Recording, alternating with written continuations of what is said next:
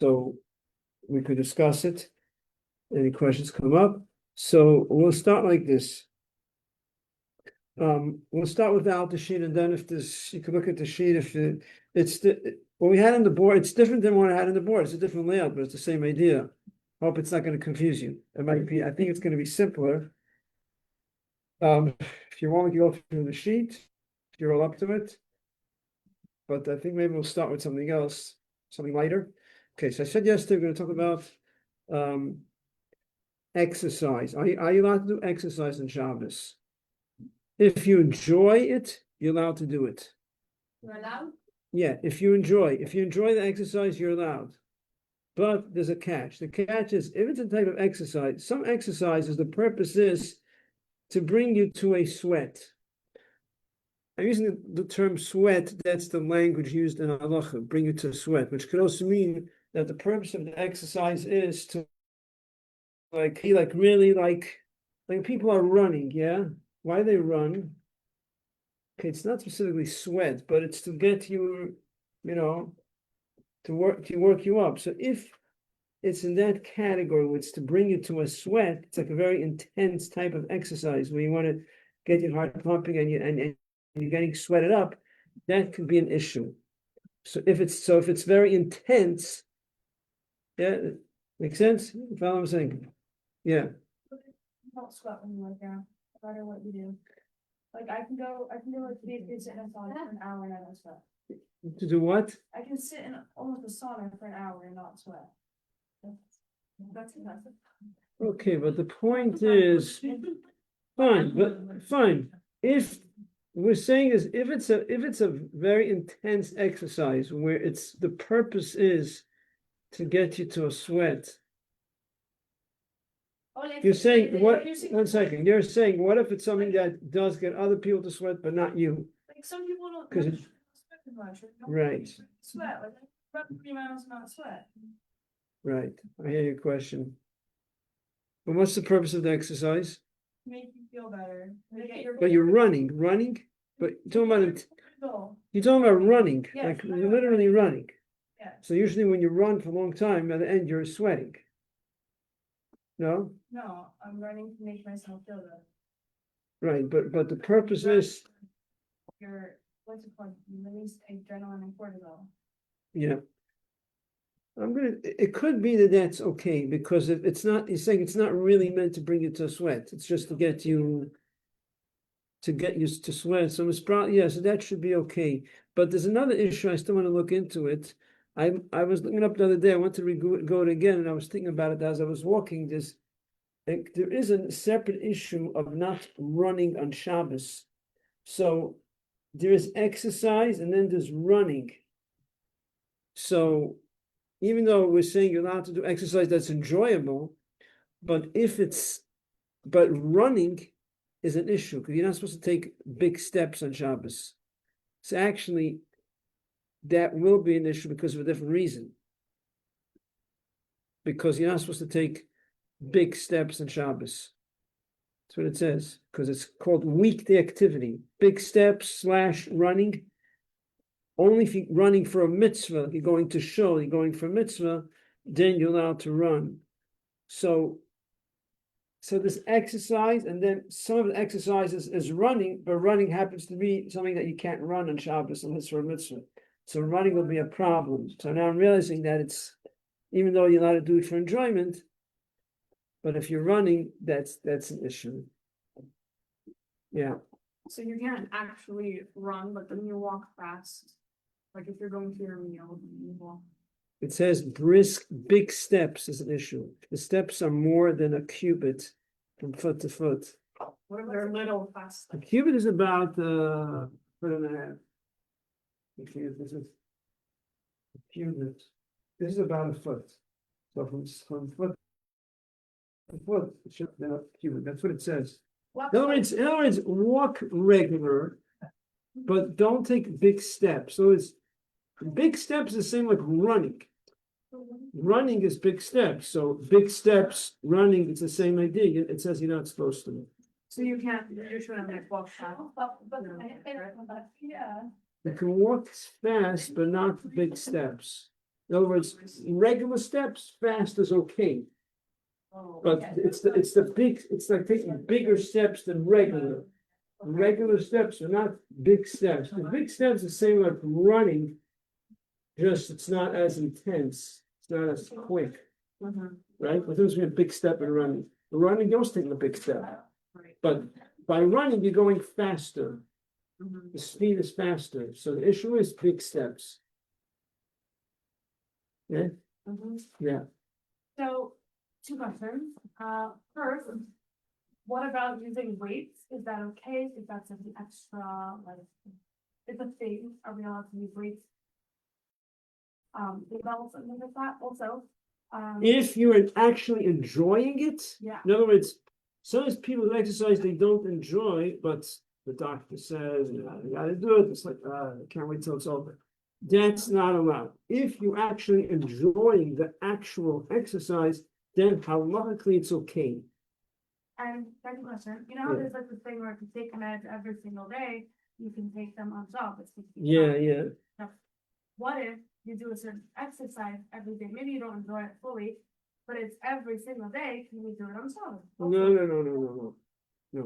No. It's separate. By the way, this is how we spoke about medication you take every day. First of all, okay, we'll get back to it afterward. Remind me, there's other questions. Yeah. You said that you can run to go this month. So it was like I used to walk with my family to shul sometimes, and they live further, like 2 miles or so, and they put like water in candy, like hidden in the road so the kids would stop. Hit it in Just in bushes. before Shabbos. Yeah, because they wanted, you say you don't want to show, so the kids will know like every half mile they get a piece of candy. Wow. Like you really want to run on Shabbos, you will hide a water bottle. You're running to your water bottle to finish a household, then you run back home. You are running to do a mitzvah. What mitzvah you running to do?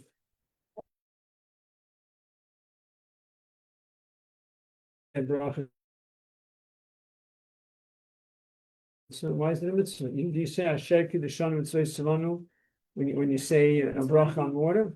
Something that could be a mitzvah. You're running to do a mitzvah and come back. If it's a mitzvah, if you're actually running to a mitzvah, it's okay.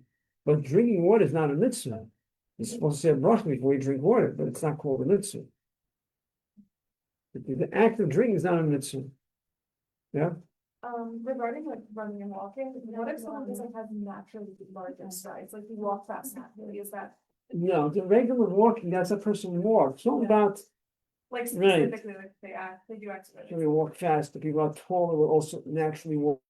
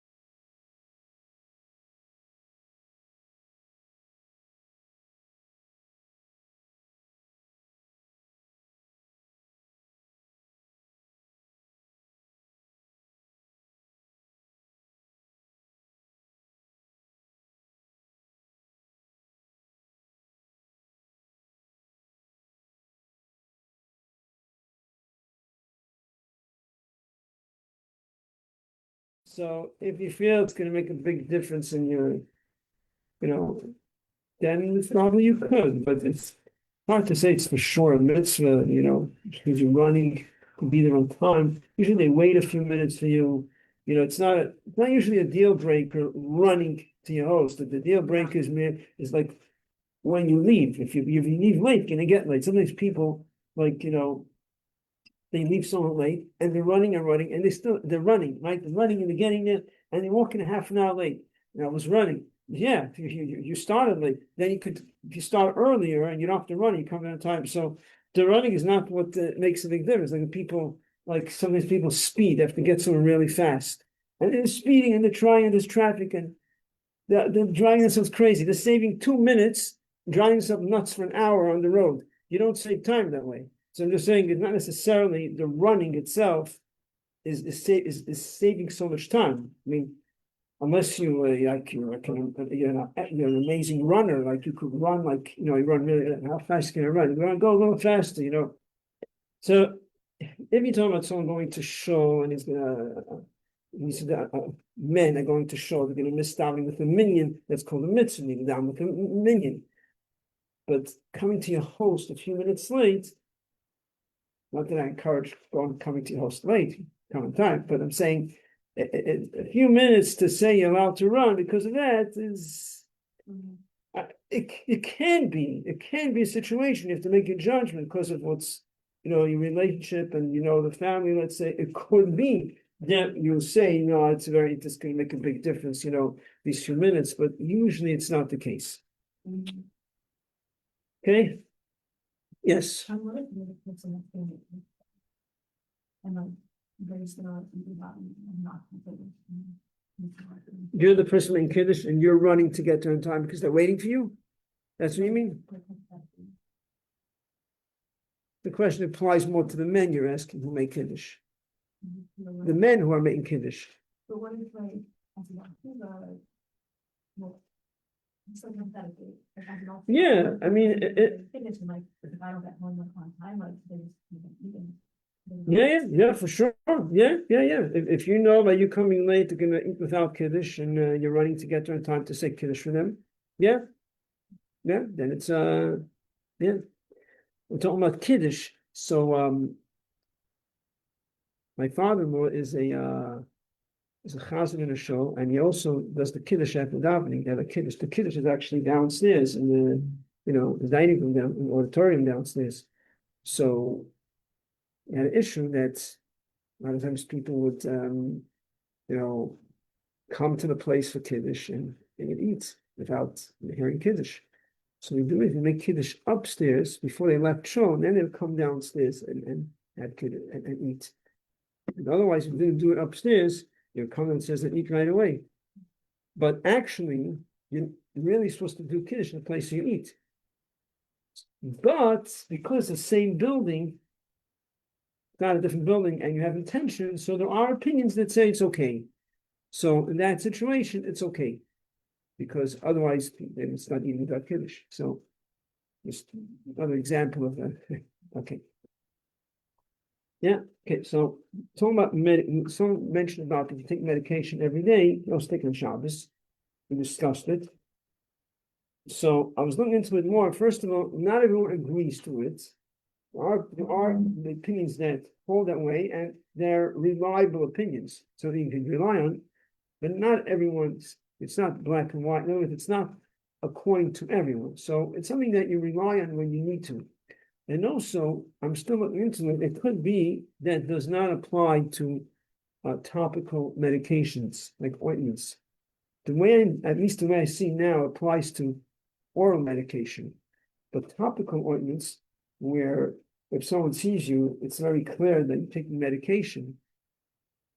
They're not necessarily the fact that you were doing it till now will help. That's what it seems from Shulchan. I'm still looking into it, but that's what it seems that it's only by oral medication, not by ointments, that you have this heter because you're doing it till now. You could continue because it's this because the Shulchan speaks about doing something that people look at you and it's very obviously doing medicine. So people are like, hey, why do you put medicine on you? It seems that could be oral is not as evident, but anyway, that's what it seems from Shulchan. Okay, now what else? Okay, we saw exercise, massage. Giving the massage on Shabbos is allowed as long as it's not vigorous, as long as it's not very intense, where you're exerting a lot of energy, you're allowed. And that is why a chiropractic care is not allowed on Shabbos, because there's energy involved. In chiropractic, you are actually, it's not light, it's like, cracking something, he's doing something, so that's not allowed on Shabbos.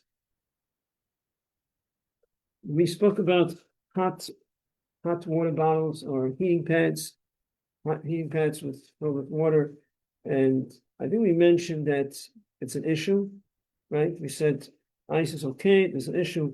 However, there are opinions that say hot heating pads are hot water bottles filled with water. There are opinions, reliable opinions, that say it's accepted.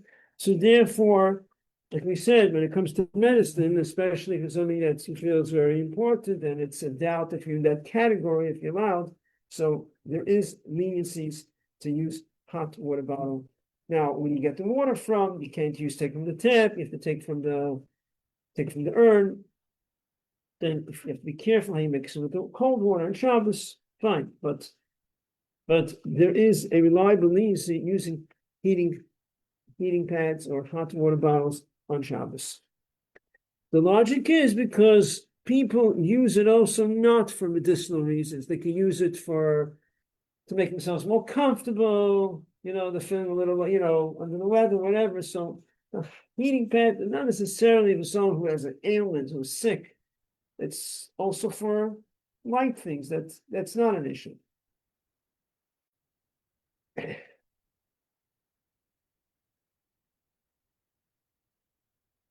Stitches. Are you allowed to give stitches on Shabbos? Is a Jewish doctor allowed to give stitches? Someone comes to him and they need stitches. If it's pikuach nefesh, is stitches usually pikuach nefesh? Usually not. Usually not, because stitches is usually after you stop the bleeding, but it's open and it needs to be soldered, it needs to be closed, otherwise it's going to be infection. And also for cosmetic reasons, you want to seal it up, but the infection has to be sealed up. Now, when it comes to stitches, from what they say is, at least from my experience, when I went with my daughter for stitches, was it on Shabbos? I remember it was right before Shabbos at different situations, a couple of times. And you have to give stitches usually you have 24 to 48 hours to give stitches. That means if it happens towards the end of Shabbos, you could usually wait till after Shabbos. Now, if it's on the foot, it is more prone to infection, it has to be earlier in the mouth, even earlier, even more important to give it, not to wait. So there are places where it's even more crucial not to wait. But stitches needs to get done, but it's not life-threatening. So a Jewish doctor is not allowed, from doctors don't give stitches. Many years ago, I had to, my daughter fell, and she had to, right over here, to open up over here, the chin, and she needed stitches. So I walked to Dr. Rosenthal's house years ago, knocked on his door, what do we do? He told me, walk to Methodist. I walked. My daughter, she was able to walk. She was 7, 8 at that time. We walked, Methodist. And Rosh Hashanah wasn't a Jewish doctor. Then what do you do? There's all discussion. What do you do if you come to a place and there's a Jewish doctor, it's not religious? So it's brought down that you don't have to, it's okay. It's better to get a non-Jewish doctor, but if there's a Jewish doctor, there's a whole explanation why it's not an issue, why you don't necessarily have to stop them from doing it. No explanation on it. But it was a Chinese doctor, and he did it. And I learned from that, watching him, why Jewish doctors don't give stitches. I watched what he was doing, so I was able to understand all the malachas involved. There's so many malachas involved in giving stitches that you can't imagine.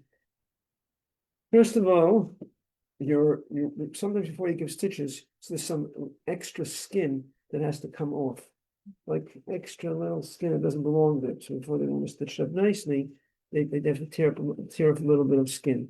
That's already a malacha. Goys is shearing, like you can't cut nails here, things that excess that fall into the body is supposed to come off. And then there's the stitching, which according to many opinions is considered sewing. You know, on a sewing Shabbos. Stitching, according to many opinions, is sewing. Not everyone agrees stitching is sewing, because some say sewing is not on a body, sewing is on clothes. Okay, but our opinions say that stitches is sewing. Now, even if you say it's not sewing, now when they do stitches, they're doing lots of ksharim, lots of knots. They're pulling and they're tying again. They're constantly tying many times. I was watching it again, tying, pulling again, tying, and then they're cutting the string that they're using. So you're cutting, that's taking care. You can't cut anything to a specific size or to make it functional. So there's a lot of malachas involved. I learned from that why doctors don't give stitches. It's also brought down, now, nothing to do with stitches, but the same topic of Jewish doctors, doing work in Shabbos for sick people, that a Jewish doctor should avoid being available. Now, let me explain what that means. That means if a firm Jewish doctor is in a place, that this is relevant depending if you're going to medicine, that is that you have to avoid being available so you don't desecrate Shabbos. Now, what does that mean? If you have to save someone's life, we shouldn't be available. It means if you are in a place where there's other doctors, and usually we're not talking about you're on an island somewhere and someone needs you. You're in a place that you could be on call, and you won't be on call. There's other people around. No one's life is in danger. A firm doctor has to avoid being in a situation where they are available on Shabbos. Obviously, use common sense. If it's a deal breaker that they need you. But we're saying there are many situations where you're not putting anyone's life in danger. It's just a matter, are you available or someone else going to be available? So you have to avoid. So even though you're on a desecrate Shabbos, save someone's life, but you have to avoid being in that situation. But Saul is different because they have to be available so that different volunteers, the rabbi could come faster, so that's a different story. But a Jewish doctor, they still have their phones with them if someone needs to call them, obviously. But in terms of being available, working in a hospital to save people's lives, why are you making yourself available? If you want to fill in that job, someone else will do it. No one else will be in that position. Okay, so let's look a little bit at this chart that we put out. Anything else that we need to discuss? Okay. Want to take a look at it? See if we can understand what we're saying over here. Let's start from the top line. Isa deraisa. Deraisa means the Torah is called a raisa. In Aramaic language, Torah is a raisa. So it's a prohibition by the Torah, a biblical prohibition. Isa d'Rabbanan, and then goes, on the top line. Everyone's following? Isa deraisa de shinei. But Issa from the Torah with a shinui. So, didn't get one? All right.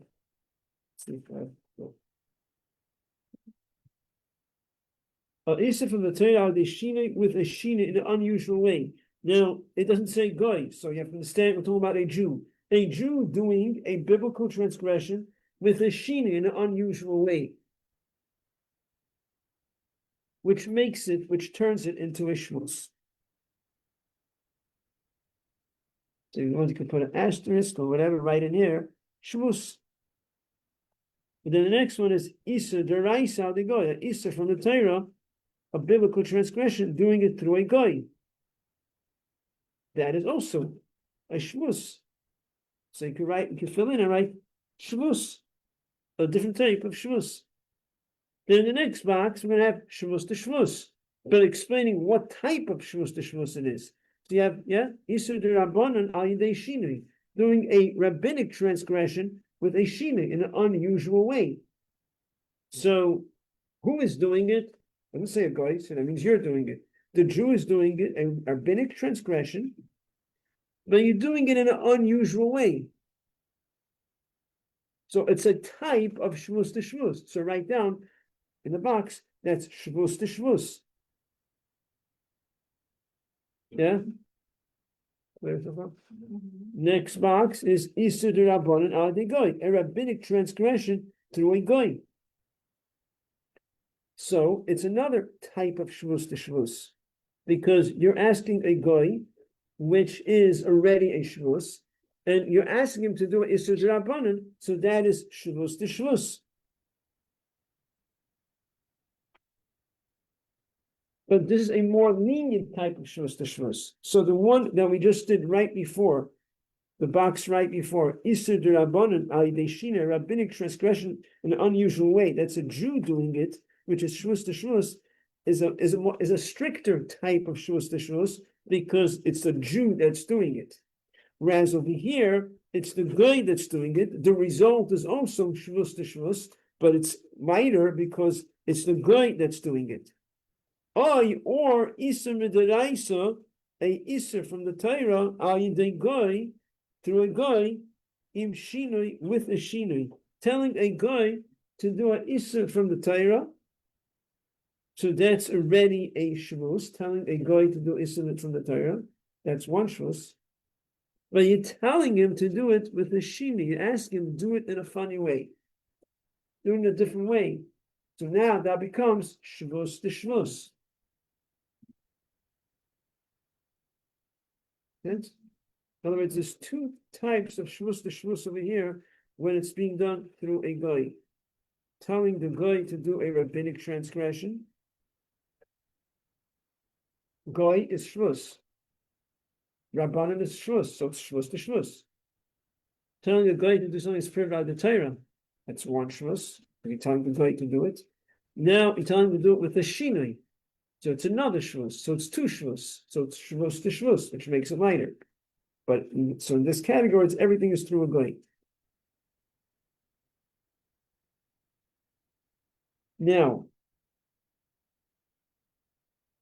what I'm going to do is give you more situations, exceptions to all that. The rest I don't need to explain because we already explained it. Unless you want me to explain more, we could explain more. I don't want to bore you this, doing the same thing again and again. So look at, go all the way to the right side, the second box, third box, the second box that has words in it, is a sick person who's not in danger. Now we're gonna add in more categories of chayil Hashem v'sakana. Chayil Hashem v'sakana we already discussed in detail. What's chayil Hashem v'sakana? Someone who's in bed, he's not feeling well, he can't function, he's very weak. Children are also in the category of chayil Hashem v'sakana.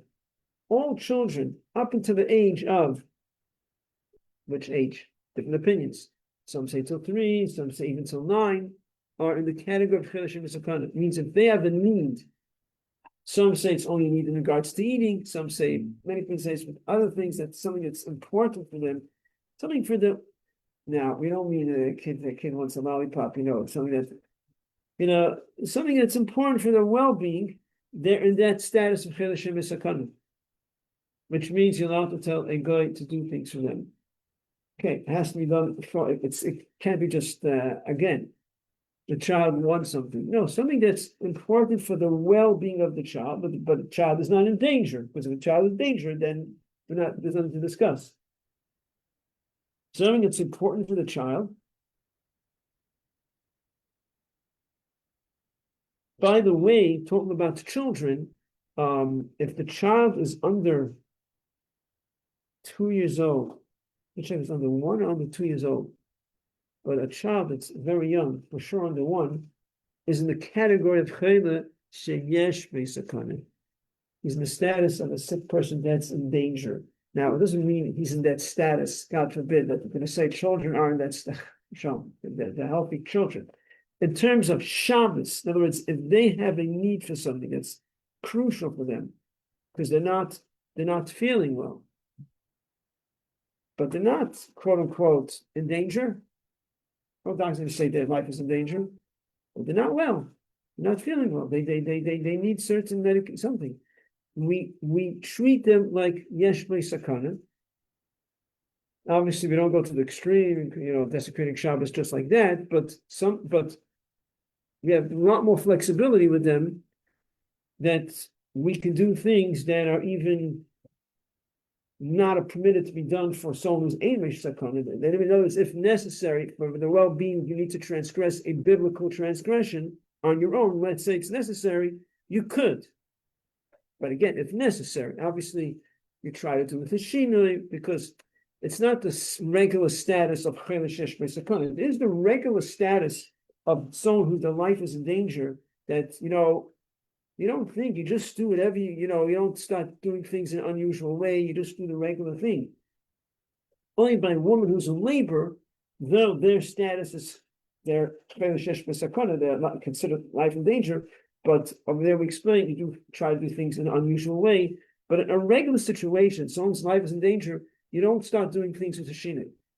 Even though there can be situations where you should do it, there are situations where their life is in danger and they need medical attention, but this specific procedure that you're doing right now doesn't have to be done within 30 seconds. You have 5 minutes to do it, but it has to be done. Their life is in danger.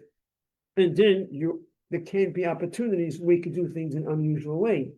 And then that should be done. You should try to do things with a shinui. But again, it really depends on the situation. And for example, professionals, I saw discussed about the codify speak about like Hatzalah members.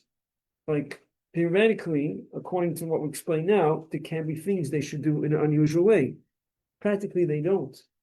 And the explanation is because being that this is what they're doing all the time, and they need to work and operate in a certain way, and they're trained in a certain way. If they start being busy with doing things with the shini, it can jeopardize the patient. So again, it's not set in stone. It's not like we're not saying that some members don't have to keep shinuim, and they don't. Maybe certain times they should. Sometimes they're not aware of it. But I'm saying it's not set in stone. When it comes to someone whose life is in danger, the idea of doing things with a shinui, generally speaking, we don't work with shinuim and telling goyim, we do it ourselves. But there can be situations, like I'm saying, I just said before, he has a medical situation, he's in danger, he must have this procedure, his life is in danger. But it doesn't have to be no, if you don't in 5 minutes, you have to do it. And to do it, you have to, let's say, cut string or whatever it is, and it can be possible to do with a shinui. So then, if you can do it with a shinui, sure, that's really the ideal thing. So we're talking about children, young children. It can be a child under 1 year old. If there's something that they need, sometimes could be with nursing, could be different situations that things are necessary, that could be biblical transgressions. And we're saying, if necessary, you're allowed to do it for them because they are in that status of Chelesh Yesh Sakan. Also, we discussed about putting on the heat on Shabbos. Did we discuss this? Putting on heat on Shabbos. Let's say it's cold. We spoke about it. We spoke about it, yeah? You can tell we're going to put on, right? Okay, we spoke about taking a bath, taking a hot bath taking a hot bath on Shabbos is rabbinically prohibited, right? Opening up the hot water on Shabbos is for sure an issue, is prohibited because you're cooking the water. So we're not discussing opening up the hot water. That's for sure. You can't open up the tap. The way our boilers are, you're cooking the water. Discussing taking a hot bath without transgressing, opening up the tap, opening up the faucet. Okay, so you say, you have hot water, or maybe you open up the water before Shabbos just a little bit and let it keep on running, so you have hot water, so you're not transgressing. But there's still a conversation about taking a hot bath. Hot bath is prohibited by our sages. You can't take a hot bath. Now, someone is in the status. Now, you're going to see an exception to the rule. Look at the second box. And right? Chayil Hashem Sakana. So he's not feeling well, he's mad, he's very weak, yeah?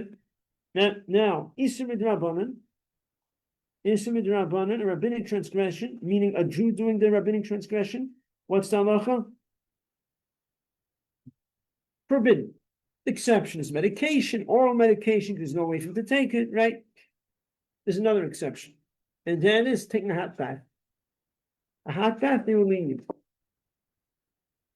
Because a hot bath is not, For medical. yeah. The way I described before, you open up hot water is an issue, so you have hot water running, but it's a rabbinic transgression. But a hot bath, they will lenient. Because the Chachamim, because it's not really related to medication, the Chachamim said it's forbidden because you might come to transgress Shabbos. They said in this situation, they were lenient. They did not, it wasn't forbidden. So that's an exception to the rule. So you can write over here, Isur Midrabanan, saying in this box, in my sheet, what I did was, I put a little, either I have with numbers, because I have a bunch of different numbers, still trying to edit it and add more things, but an asterisk, and right, exception, right, a bath is permitted. So, even though it says Isur Midrabanan, but a bath, the space in the box, so just right. But a bath is permitted. But the hot water has to be open before Shabbos. So that's what their advice. Open up the hot water a little bit before Shabbos. So keep some running. Open up all the way, it's going to overflow. And let it run. Now, you're not allowed to close the hot water on Shabbos. You know that? If the hot water is running for a long time, you're not allowed to close the hot water. Why not? You want to know why? No, not turning on the flame. Not turning on the flame. Doesn't the like fire ignite it and go out? Not like that's not going to happen by turning off the hot water. It goes randomly, and not randomly, but it's not going to make the fire go off.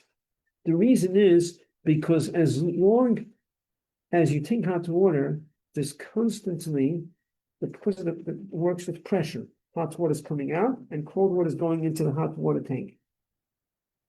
When you close the hot water, it's also going to stop feeding cold water into the hot water tank. Correct? You got what I said so far? In other words, hot water is coming out, cold water is going into the hot water tank. Now it's cooking the water, but the constant cold water coming in. When you close the hot water, what happens? Now there's no cold water coming into the hot water tank anymore, right? 1 second. I'm not. Is this clear before we go further? Yeah. Now, what does that mean? That means now the water in the tank is going to cook faster because there's no if it's constantly cold water coming in, takes long for the water to cook. Now you're causing the water in the tank to cook faster. You can't cook on Shabbos. You can't make something cook faster also. So if the hot water was only open for a short amount of time, not an issue. But if it's open for a long amount of time, that means there's already a lot of. That means in the hot water tank, there's a lot of cold water that is less than Yatz Levis, less than the temperature that wasn't cooked yet. In other words, if you only open up for a short amount of time, even though there's cold water coming in, but the water in the tank is still hot. But when it was open for a long amount of time, that means there's a lot of cold water in the tank that didn't cook because constantly cold water coming in. Now, when you shut it, you're going to cause that the water will cook faster. That's why you can't shut it off. What about for a child under 3? What about for a child? Oh, Or like taking them back? right. Because so if the child, as we're saying, if a child is not feeling well, right, we had it. So I know we were supposed to discuss it in general. The question, someone asked about discussing in general that's the Shabbos, which I want to look into. But if a child is not feeling well, we said a child that's not feeling well is in the status of Chayil Hashem Sakana. In other words, anyone that's Chayil Hashem Sakana can take a bath. But a child, even if he's not so sick, like Chayil Hashem Sakana, but he's under the weather and it's something that he needs will make him feel better. So he's in the status, and we just said he's in the status of Chil Hashem Esakana. And a Chil Hashem Esakana could take a bath on Shabbos. So a child who's under the weather, even though he's not exactly this status, but he's not feeling, so he's mikzas chayli, you have mikzas chayli, he's not feeling so well, and the bath will make him feel better, then you could. But again, practically, you wake up Shabbos morning, oh, I'm allowed to. Very nice. Where's the hot water? You don't have hot water because you can't open hot water. So it has to be thought out before to let the water run a little bit over Shabbos. And then if that's it's going to run 24 hours, you get, not have a bigger bill, but Yeah. Well, you can do like the police receipt weird. from the hot water. Oh, no problem using hot water, but how much water do you have? Yeah. Right. So how, if you want to use the hot water, how does it work? So you take water in a cup, there's a klisheni, okay? And then you put some cold water into the bathtub, and then you pour from the klisheni into the cold water. You put hot into cold. Hot into cold is always better than cold into hot. You can't do it from the Kli Rishon, but from the Kli Sheni, you could pour into the cold water. That's how you should do it. Okay. Okay. With everyone, the Shabbos. Thank you. Let's make a Shabbos.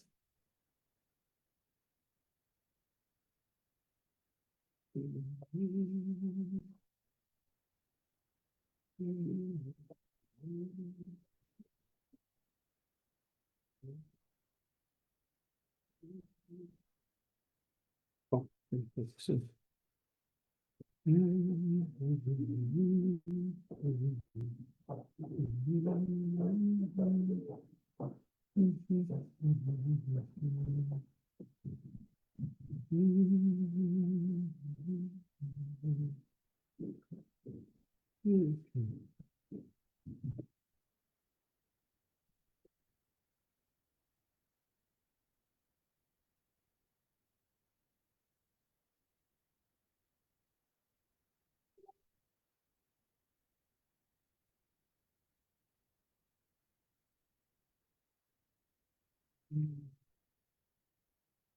Why it's not working today for some reason?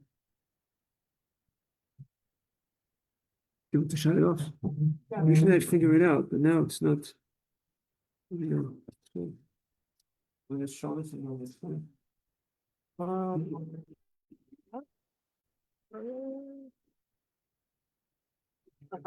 Yeah, you just need to close it Okay. so that you go to this, and then it's